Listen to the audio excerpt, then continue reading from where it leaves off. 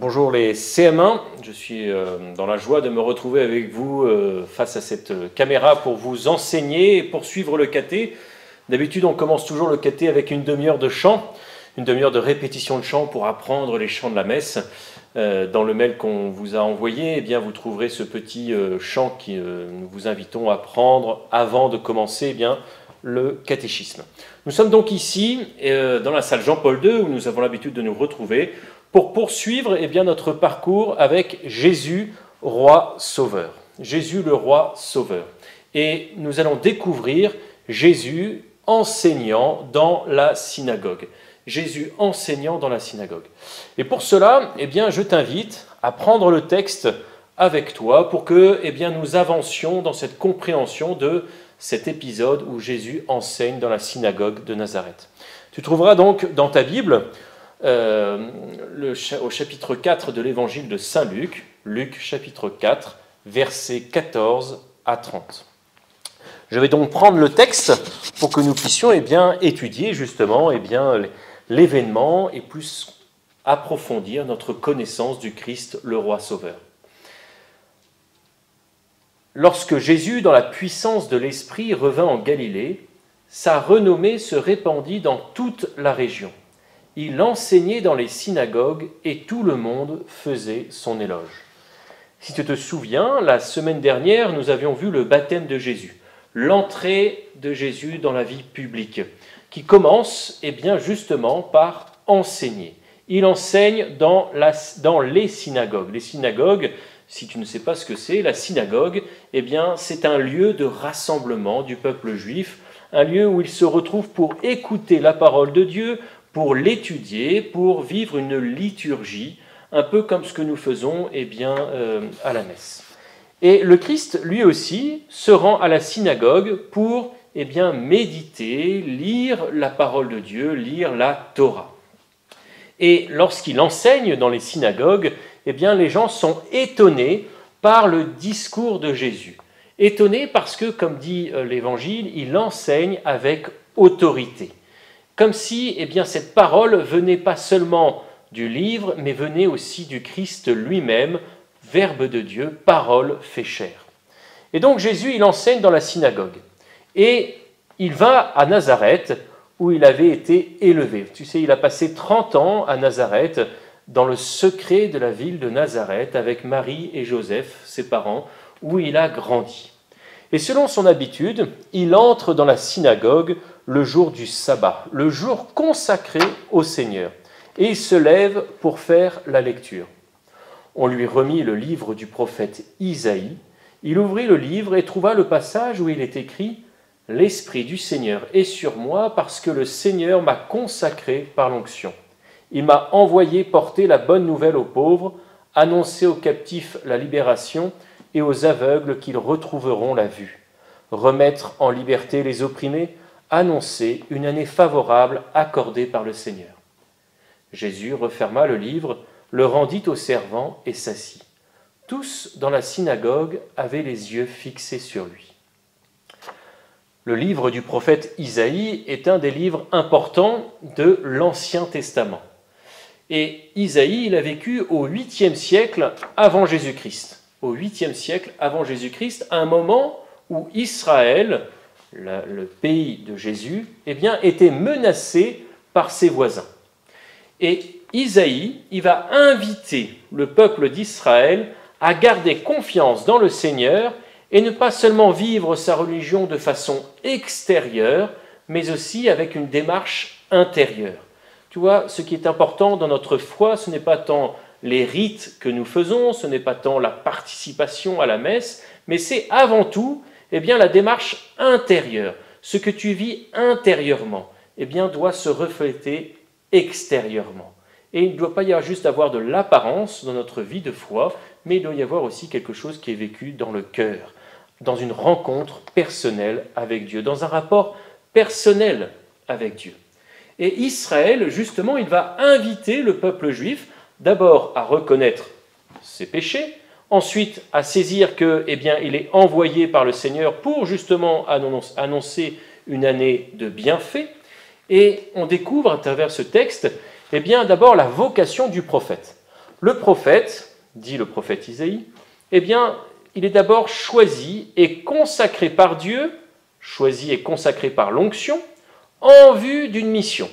Et ici, eh bien, la mission d'Isaïe, et donc de Jésus, eh bien, c'est d'annoncer la bonne nouvelle aux pauvres, annoncer aux captifs leur libération et aux aveugles qu'ils retrouveront la vue, remettre en liberté les opprimés, annoncer une année favorable accordée au Seigneur. Voilà l'annonce d'Isaïe, et quand Jésus lit ce passage dans la Bible, eh bien, il dit tout simplement par la suite « Aujourd'hui s'accomplit ce passage de l'Écriture que vous venez d'entendre. » Aujourd'hui s'accomplit ce passage de l'Écriture que vous venez d'entendre. Pourquoi ? Eh bien, parce que Jésus lui-même est aussi le prophète. Jésus lui-même aussi annonce eh bien, une année favorable consacrée au Seigneur. Et c'est exactement cette attitude que Jésus aura aussi tout au long de sa vie publique. Il va annoncer la bonne nouvelle.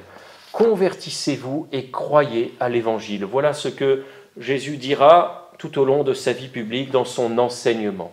Croire en l'Évangile, croire en la bonne nouvelle, croire au royaume de Dieu qui est tout proche.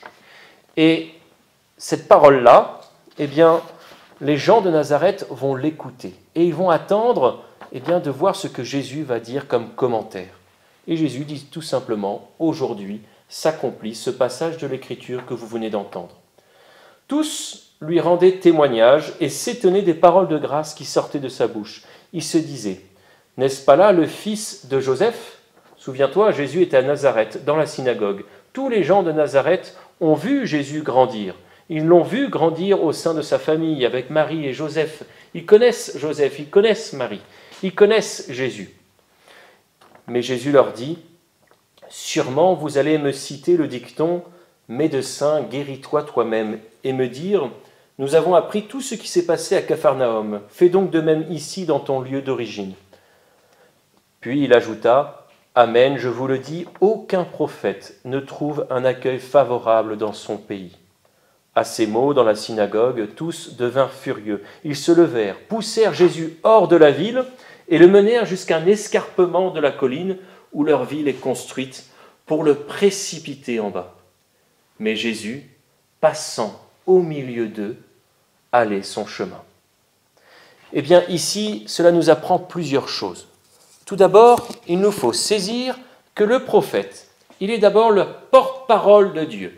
Il est celui qui annonce la bonne nouvelle. Il est celui qui annonce eh bien, ce que le Dieu veut dire à son peuple. Mais le peuple, comme à l'époque d'Isaïe, comme à l'époque de Jérémie, eh bien, refuse d'écouter cette parole que Dieu leur adresse. Le peuple refuse d'écouter le prophète. Et le prophète, lui, sera tué, sera persécuté, comme Jérémie, comme Isaïe. Ils vivront ce que l'on appelle le martyre, le témoignage par sa vie de sa foi. Et le Christ aussi vivra cette même expérience. Il sera rejeté quelques années plus tard, à Jérusalem même. Il sera mis à l'extérieur de Jérusalem pour être crucifié, pour être tué, tout simplement dans cet esprit qu'on considère que sa parole est fausse. Mais le Christ, lui, eh bien, continuera tout au long de sa vie à annoncer cette parole sans crainte, sans crainte. Il allait son chemin en passant au milieu d'eux. Et le problème du peuple juif, du peuple de Nazareth ici, eh bien, c'est qu'ils ont mis Jésus dans une petite boîte. Ils ont cru connaître Jésus. Ils se sont dit, lui, on le connaît, c'est le fils de Joseph. Lui, on le connaît, c'est le fils de Marie. On l'a vu grandir, on l'a connu tout petit comme ça. Et ils ne veulent pas se laisser toucher par la nouveauté du Christ. Ils ne veulent pas se laisser toucher par la parole du Christ. Ils restent enfermés dans leurs propres convictions, dans leurs propres a priori. Et ils ne veulent pas justement vivre une véritable conversion du cœur qui fait qu'on n'est plus dans le rite, on n'est plus seulement dans l'écoute, mais on est dans le vécu. Je vis véritablement ma foi. Et voilà ce que Jésus avait annoncé à Nazareth, voilà ce que Jésus annonce ici dans cette synagogue. Il annonce cette année favorable accordée au Seigneur, mais l'homme, ici, à Nazareth, refuse cette annonce, refuse ce royaume de Dieu. Alors il se peut peut-être que dans notre vie, eh bien, il y a des moments où justement nous sommes tentés par moments d'écarter Jésus de ma vie lorsqu'il me demande une vraie conversion du cœur. J'ai tendance peut-être à écarter Jésus de ma vie lorsque la parole de Dieu ou l'Évangile me dérange un petit peu dans mes petites habitudes, dans mon petit train-train quotidien. Et ici, eh bien, il nous faut apprendre à écouter la parole de Dieu et à la mettre en pratique, à aimer le Seigneur de tout son cœur, de toute son âme, de toute sa personne, de toute son intelligence et chaque instant de sa vie. Et ce qui est beau à la fin de ce passage, c'est de voir comment Jésus eh bien, passe au milieu d'eux et va son chemin. Il poursuit l'écoute de la volonté du Père pour aller jusqu'à Jérusalem, jusqu'à vivre sa passion et sa résurrection, comme nous le verrons et comme nous vivrons aussi eh bien, dans 2 semaines avec la Pâque, avec la Semaine Sainte. Et je t'invite tout particulièrement eh bien, à relire ce passage et à voir comment eh bien, tu peux te mettre à sa suite, à la suite du Christ, à devenir toi aussi un prophète. Qu'est-ce que c'est un prophète? C'est vraiment celui qui annonce la volonté de Dieu, c'est celui qui annonce la bonne nouvelle, c'est celui qui n'a pas peur d'annoncer cette bonne nouvelle parce qu'il sait que cette bonne nouvelle est un moment de grâce pour les gens qui l'écoutent, parce qu'il sait aussi eh bien, que tout simplement, il répond à sa vocation. Et depuis ton baptême, que nous avons vu eh bien, la semaine dernière, depuis ton baptême, tu es prêtre, prophète et roi. Tu as cette capacité en toi eh bien, d'être un véritable disciple du Christ. Je te souhaite un bon courage et nous nous retrouvons la semaine prochaine pour de nouvelles aventures.